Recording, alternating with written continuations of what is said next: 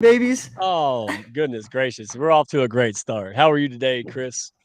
I am so well, my friend. I'm excited to get this show started here on Business Bets and Buddies. It's a Hound of Business Fantasy Football League. So thank you, sir, for allowing us to use your most amazing organization as the title sponsor of this fantasy football league. It's been a fun couple weeks so far.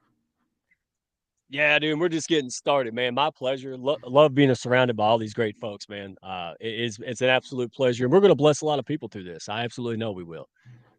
Yeah, I hope that's the goal, right? We have 10 of the most amazing podcasters, live streamers, whatever you want to call ourselves, present on this season-long show. But the most important thing is we want to create awareness and highlight business practices and businesses, and most importantly, just great people who go about business the right way.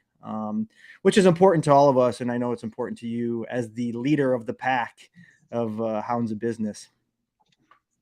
Yeah, yeah. I mean, again, there's no wrong or right way, but we like to value relationships and push other people up, man. So, that's what we're about. We just want to be there for people who are stuck, and maybe they need some encouragement, maybe they need some baby steps, maybe they need to find their folks.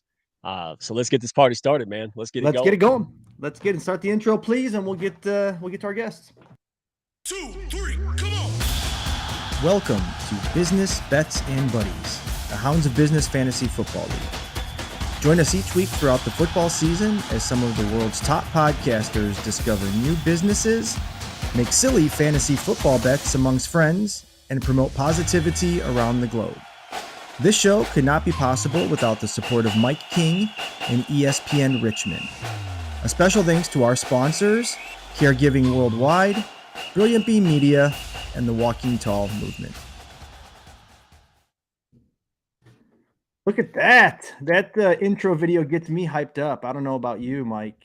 We got to thank Sia and Brilliant Beam Media for putting all that together. And it's just so impressive to see members of the Hounds coming together to help each other out. That video gets me going. What about you? Absolutely, man. Mike King, we got to give a shout out to Mike King Biz, ESPN Richmond Radio 106.1. Aaron, love it.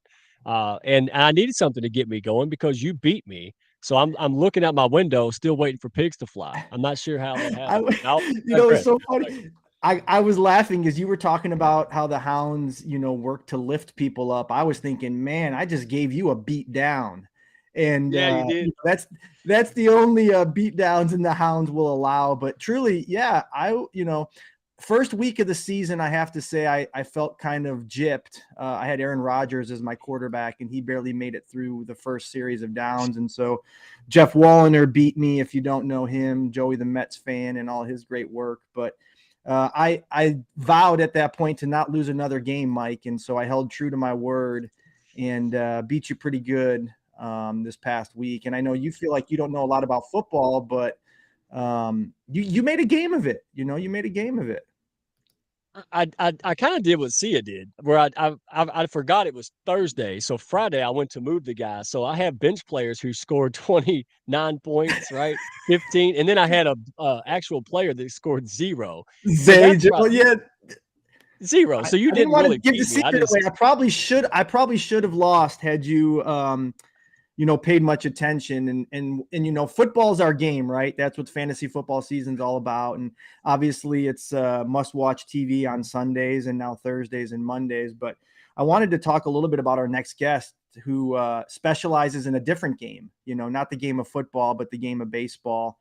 And we'll talk to Miss Sherry Cerny here in a second, if we could let her on and tell us about the great work she's doing with the Kids on First Foundation out of Richmond, Virginia.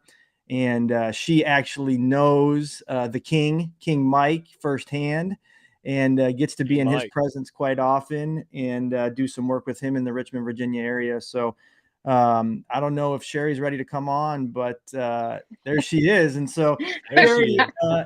yeah, I am we were having finally some ready to technical be on. difficulties in the back, but we're here to talk fantasy football, and you may have heard I just gave Mike the beating of a lifetime, but I know you don't necessarily focus on football. Your specialty is a Not at little more all. baseball. So Yep. tell us a little bit about you and who you are, what you do, and why we know each other. Oh my goodness, that's I'm gonna squeeze it down because I want to make this easy for Saya. So my name is Sherry, like you said. I actually have been a baseball writer with Minnesota Twins Daily for the past 3 seasons. And during that, I got an opportunity to do something for Black History Month. And I chose the relationship between Pat Mahomes Sr. and LaTroy Hawkins, who both played for the Minnesota Twins. They both pitched for them. And during that time, I had a really good discussion with them about their relationship, how they grew together as friends. And one of the things that really helped them grow was they both told me when they had basically come to spring training, it was very hard for them to identify in, and they kind of gravitated towards each other. And I was like, I don't understand what that means. Can you explain that? And they said, absolutely. Because I said, there's Dominicans there, Venezuelans, Central American, South American. They said, but Sherry, they're not Black. And I was like, oh, wow. Like in my mind, I saw the difference. I knew the difference, but I am clearly not Latino. I am not Black. So for me, it was very eye-opening. And we discussed the numbers in baseball and how they were affected. And so I started to do some research and found that in my area of Richmond, Virginia, even though I'm from Minnesota originally, and I write for a Minnesota Twins newspaper, that in this area specifically, there is little to no baseball. And on top of that, there's no minority baseball. And I saw a problem, and I just sat up in bed one day and I was like, I'm going to start a nonprofit and I'm going to change baseball. And I am going to bring back the minority awareness in baseball. And it has been the most awesome adventure. And my branding manager told me to get on LinkedIn. I hate LinkedIn. I'm over social media. I'm over all of it. Like all of us. Yep. So I did what I was told, and I got on LinkedIn, and Chris found me. And he started telling me about his baseball history and career. And, unfortunately, it's all, through Iowa, and he's a Chicago White Sox fan. So I took mercy on the man, and I decided to befriend him. By the way, I didn't take mercy on you this week, Mike. No, you did not. You got lucky, man. Okay. Yeah.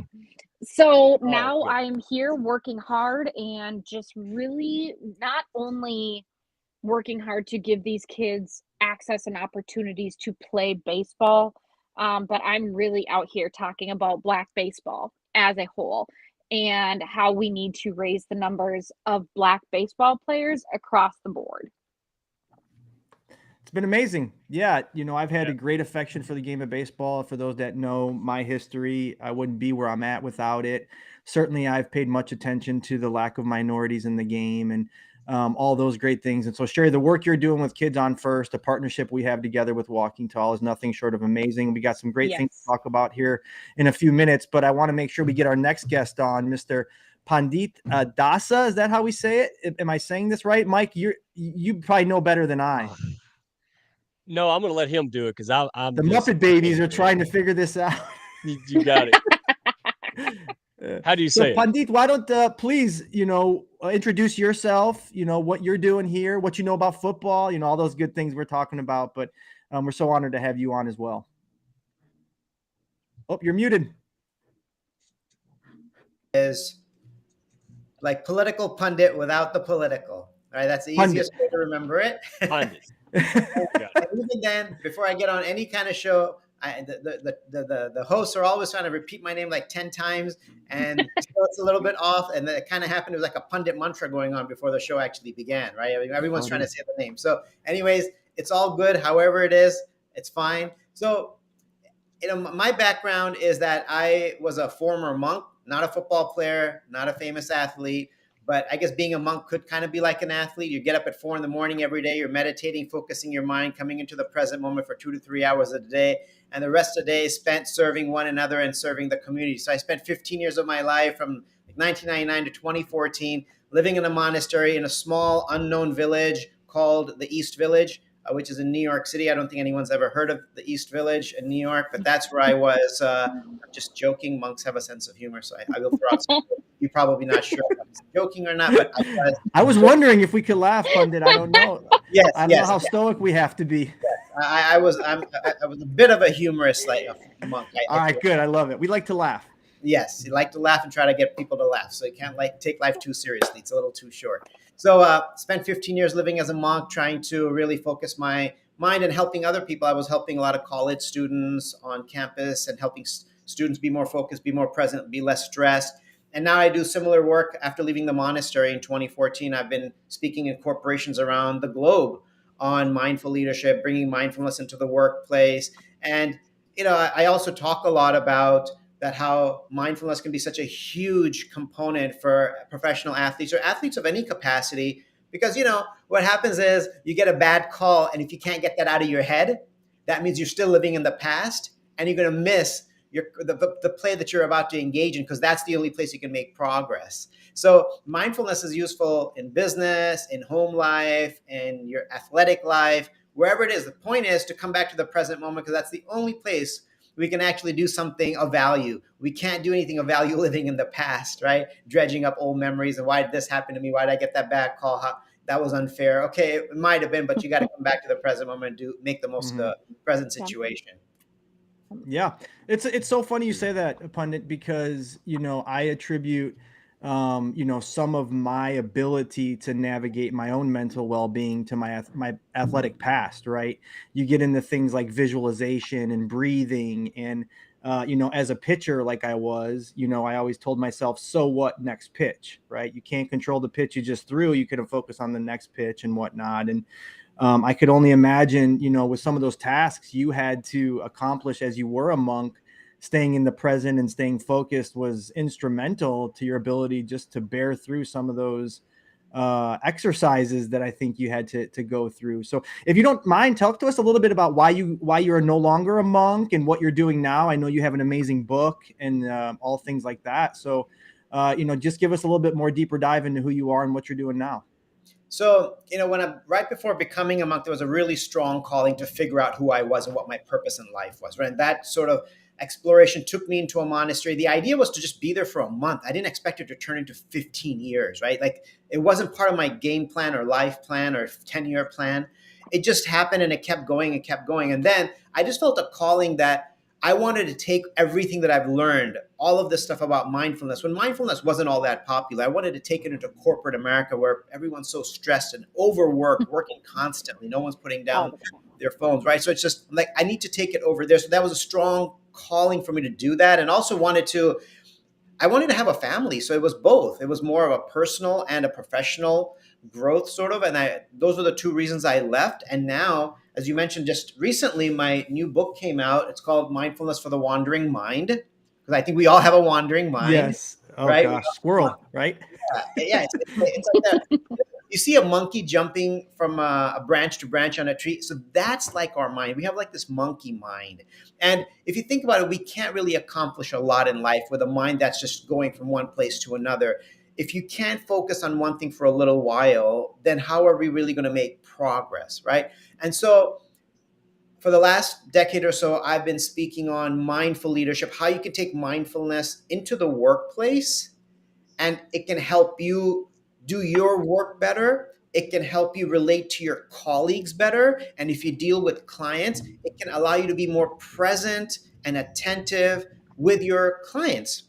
And people can feel it when we are attentive to them, when we want to know what their concern is, as opposed to just wanting to communicate whatever I want to say, and really listening to understand. So mindfulness, by bringing training our mind to come into the present moment, that's what I'm trying to do in corporate America, is help people create a better workplace culture where people can develop positive social connections with each other in the workplace. And when people are happier in the workplace, they're happier outside the workplace as well. So it goes both ways. If you're happier outside of work, then you bring that happiness in. And if you maintain that happiness within, you take it outside to your clients or to your family and your society. So that's a little bit what I do, speaking on mindful leadership and workplace culture. So I kind of do keynote speech. Yeah. No, love it. Please scan the QR code. It'll take you directly to Pandit's information, get his book. And Mike, I want to just say, it struck me listening to Pandit speak, and he said he didn't know what he wanted to do or where he wanted his life's path to go. You were born a redneck, man. So like, I think you kind of just fell into the redneck financial coach and what it is you do, right? Like you didn't have a choice. Am I reading that right? Actually, I did. I was more of a pink neck, so I was about half city, half country, man. I grew back and forth. And I'm a city slicker. I'm neither. So yeah, but I know you want to say some things, man. Tell everybody who you are, what you do, and get some questions to Sherry and Pandit. Oh yeah, Mike Ashabraner, the Redneck Financial Coach, and red.com. It's simple enough. And I want to piggyback on two things, Pandit. See, I messed his name up again. He's a monk, though. He's a very forgiving guy. So lucky he has to be. Yeah, no, I'm probably the first redneck he's encountered. So this is like great. Hey, but mindfulness, I'm a recovering thinkaholic. And that I live in the past, live in the future. And so much, the only thing that we really have is right now. And so I spent some time at the Trappist monastery. People don't know about this, about a decade ago. And I learned, so me and there we go, Pandit, that is better. That that closer. It's not wonky and weird. It's actually weird not to hire this guy or to do something to help your people feel better, be more grounded, more efficient, and effective. Grounded today. So I'm with you. It is not. It's not weird. It's just I don't want to go to a monastery and live for 15 years. You did that. So you're giving us the information without having to go through the monastery. And real quick, Sherry, I had a swim coach. Back to your point of helping the kids with baseball. Swim coach, we're talking, and he's like, I asked him, I said, why is there not a lot of Olympic athletes, black athletes in swimming? He said, because the inner city doesn't have a lot of access to it. And this is where I'm like, wow, it's not that it's that we have to have a certain number of people. It's that accessibility to people who just don't have access. So I love what you guys are dishing out here, because you're just looking at problems and solving those things, man. And that's life and business. People love that. So I'm dishing it. Yeah, Sherry, obviously we get the opportunity to be on Mike King ESPN Radio Richmond, and you're based out of Richmond. So talk to us a little bit about the upcoming events you have and where folks can find you, your website, what it is you got coming up with Kids on First. Absolutely. Actually, we have a lot going on, which is really kind of cool. A lot of people from my board are actually in here right now, and so it's really cool to see the support. And obviously, Mike is in here. We are gearing up for our November 4th. We are doing a Walking Tall and B University Foundation Sports and Music Festival, and that is going to be held at Appomattox Event Center. And what we are doing there is B University and Walking Tall, my two partners, are focused on mental health. And this specific event is going to be geared towards NCAA athletes and their suicide rates. And that has a special place in my heart because I work with an HBCU. And so I absolutely have a special place for NCAA athletes, specifically my boys. And so on November 4th, we're going to start at 2 p.m. We are going to have different sports activities. Vendors will be there, games, taco truck. I love the taco truck. There'll be other food trucks. And we are also going to have my friend and someone that I work for, Tyler George, who is a 2018 U.S. gold medalist for curling, the first one in the nation with Team Schuster.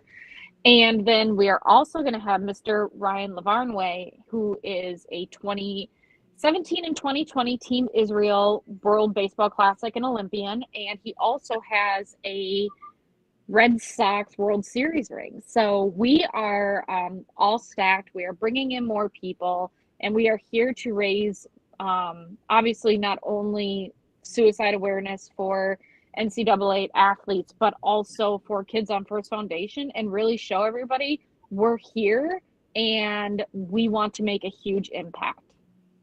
Yeah, you already are. And Pandit, just knowing the work you value in life and the mindfulness, and obviously you yourself, being of a minority and things of that sort, like what type of opportunities do you feel like maybe you lacked or want to promote, bring to the world through your work as well? Well, my parents, when they came over, they also were just trying to figure things out, right? So in one sense, I lacked quite a few different opportunities because my parents were also trying to assimilate themselves into this culture and didn't really know how to do that. And so they weren't able to really help me assimilate into this culture. And they came over without much money in the 80s to the US. And so the main thing on their mind was just basically trying to have financial stability. So that was all the focus. I think that may be the story for a lot of immigrant parents, right? So in that regard, the whole goal was just basically getting food on the table, right? So there wasn't a whole lot of time for other things. It was just work, work, work, right? So I think, I mean, when I look back, obviously, I wish that things could have been a little bit more. And I was also like an only child, so having to navigate a lot on my own. I mean, I'm glad that they were always there, right? They were always around. They were always there for me, and I know how much of a difference that makes in someone's life. At the same time, when I look back, I'm like, yeah, all of those things, a lot of things weren't there that I wanted, but all of the things that weren't there have helped me grow in ways I can't even imagine. The struggle that I had to go through being the only like Indian American and living in LA in a certain part, the only Asian kid in the high school for a while. And so my religion was different, skin color is different, my food is different, my native language is different. It just everything is different. So having to learn to adapt and accommodate and just adjust helps us grow, right? In many, many ways. And so yeah, there are many things I wish could have been different opportunities. But when I look back, I'm like, well, maybe the biggest opportunity was in not having all the things that I wanted. And that's what really helped me, I don't know, get to where I'm at and do work in a way that I can have more empathy towards those who have struggled to get maybe the simple things in life, the basic things in life. Yeah, that's a sport in itself, right? Life. I mean, it's a game to be played, right? And I don't know that there's ever a winner and loser. I think it's all how you define your own game. But just hearing what you went through and knowing a little bit of where you're from, Pandit, like cricket's your big game, right? In India, that's kind of the game that's maybe similar to baseball that you guys follow up. And Mike, I don't know. I know you're not a big football fan, but what sports do you gravitate to? Kick the can. That's what we call it. Is that skipping rocks, skipping rocks, like Andy Griffith's show at the beginning when Opie's throwing the rocks down the park. Every day, or I throw dog toys on my roof because for some reason I just can't keep it in the yard. That's what I play, man. Is that weird? No, but it's funny. No, I've gotten to know Sherry, as she mentioned, through my work with Walking Tall. And it's a funny story because of my activity on LinkedIn. I did just come across her profile and I thought, well, here's a young lady who values the game of baseball like I do, because I always say, if not for baseball, I wouldn't have the opportunities I've had in life. I got a scholarship to play and did it professionally for 10 years and things of that sort. So, and then obviously focusing on the minority aspect as she is with Kids on First, I have a strong affection for ensuring that equal access to the game of baseball is out there as well. I've done a lot of work with the RBI foundations, with the Chicago White Sox and the Chicago Cubs. I have a great amount of friends that are working in the minority realm, if you will, to better the game of baseball in those communities. And so it was natural for me to reach out to her. And lo and behold, I explained to her that I know Todd Blyleven and here's how. And she's like, well, hey, I write for the Twins. I know who Todd Blyleven is. Are you kidding me? And she's like, I got his cell phone right here. And it's like, so before you know it, her and Todd are talking more than she and I are. And we're already doing great work together and working on the 5 to Thrive. So Sherry, thanks for all your work. And Pandit, I got to know you through Raquel's Connection Corner and watching, you be a guest on her show and just expressing who you are was simply, humbling, because I like to think of myself as best as I can be a mindful person, but I was no monk. I was just in a mass shooting, and I say that like, man, the work you're doing and the promotion you're bringing to the world about mental wellness and mindfulness is just so needed. So thank you for that. And Mike, thanks for all the laughs you bring to the world with your boonie hat and your good jokes, man, and the work you're doing with the Redneck Financial Coach. So I know you guys, it's just been an honor to hang out with you folks. And before we get wrapped up, I want to give each of you a little bit of time to tell folks where they can find you, the work you do, maybe something you want to promote for yourself. So, so Sherry, why don't you kick us off, and we'll get to our goodbyes. So you're up first. Awesome. Okay, so you can find me literally on all social media, TikTok, Instagram, Twitter, Facebook, because I was told that's what you do. And so that's where I am. And I absolutely make sure that I talk to everybody that reaches out to me. We obviously have our website. And the best thing that you can do for us right now for Kids on First Foundation, honestly, we really want to take this initiative, not the necessarily Kids on First placing it in each different state, but letting people know that we're here. I also work with the RBI program through MLB. We're going to be starting a league this spring, so I'm very excited about that. But supporting our November 4th event is going to be huge. Sponsors, ad placement, really getting us to be able to afford to put ourselves on the map and really just dig into raising that awareness of minorities. Talk about Black baseball. Even if it's not me, talk about Black baseball. That's the most important thing you can do. Love it. Thank you. And Pandit, please tell folks where they could buy your book, where they could find your information, how they can book you to speak for their organization. And thanks for all you do. Yeah, well, so you can find me. My website is the best way to find the different speeches that I give and to reach out to me. It's panditdasa.com. And I'm also on LinkedIn and Instagram very actively. I'll try to post on both of those platforms. You're being so humble. You're an influencer, man. You got more followers than the three of us combined. Who are you kidding? Yeah, he is. Yeah. So, I mean, people can follow. You can ask me questions there. So LinkedIn, Instagram, my website, and I think this QR code you guys have goes somewhere. I don't know where it goes, but I guess it'll get you somewhere. I'll connect you to me. So, but yeah, you can reach out to me through any of those platforms, and I'm happy to connect and answer any questions you have about mindfulness, or if you have an event going on at your organization you want me to speak at, I'm happy to do that as well. Yeah, thank you. And Mike, the Hounds of Business are a huge sponsor of this fantasy football league. You being our leader of the pack, doing great work through the Hounds, but also the Redneck Financial Coach. You're helping a lot of different people. And I got to just say, man, one of the greatest pleasures I've had since I've been on LinkedIn is getting to know you and becoming your friend, and just seeing how you welcomed me has just been so humbling. So I can't say thank you enough, but please let everybody know who the heck you are. And thanks for sponsoring this wonky idea of mine. Dude, I'm completely honored. I mean, it is real simple. Do you see the level of heart and business? And these folks aren't just here to make money. They're here to make a difference. And because of that, they're going to make money. So that's what the Hounds of Business is all about. It's people who love relationships, pushing up others, making a difference, and making a ton of money in the process. And so if that's you, I don't care where you're at geographically, go to the redneckfinancialcoach.com, click on join the pack, send the message, right? Send a carrier pigeon. I'm cool. But it's not about me. It's about these folks, man. You're not going to find a community that has each other's back, who is more passionate, dedicated. And I love about this, we're not saying, hey, just lick your wounds and stay the same. We're saying don't hide your wounds and heal together.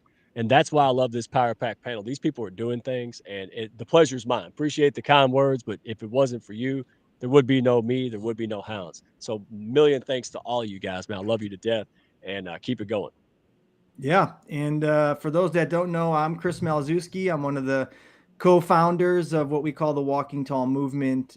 2 mass shooting survivors and a doctor of psychology have come together to inspire the world to have more approachability, vulnerability, and the walk tall in their lives. And we're doing some great things, we like to think, in breaking the stigma and making it okay not to be okay, and all the cliches that we know as it relates to mental health. And so it's just been a great time hanging out with the three of you. And, we always like to end our shows when I'm a part of it with 2 words, and those are walk tall. So before we kick our outro, Mike and Pandit and Sherry, if we could just get a walk tall, and then we'll roll that outro. So on the count of 3, we'll go 1, 2, 3. Walk tall, everybody. Walk tall. Have a good week. Walk tall.